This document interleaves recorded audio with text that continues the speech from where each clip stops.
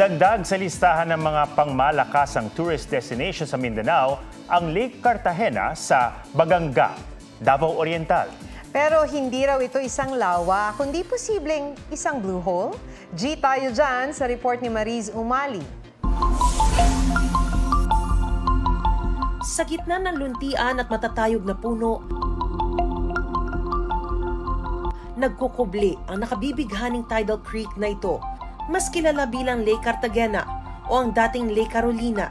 Matatagpuan yan sa bayan ng Baganga sa Davao Oriental.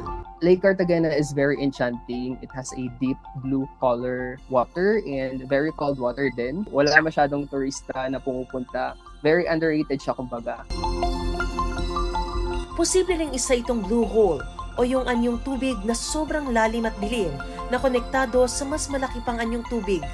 Sa ngayon, isa pa lang ang kinikilalang blue hole sa Pilipinas na matatagpuan naman sa Tablas Island sa Romblon. If may blue hole talaga sa Lake Cartagena, then that would be like I would be very proud sa Davao Oriental. Kasi 'di ba blue hole is a rare geoformation. Mariz Umali nagbabalita para sa GMA Integrated News. Mga kapuso, alamin ang State of the Nation.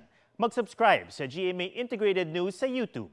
Sa ating mga kapuso abroad, samahan niyo kami sa GMA Pinoy TV at sa www.gmanews.tv.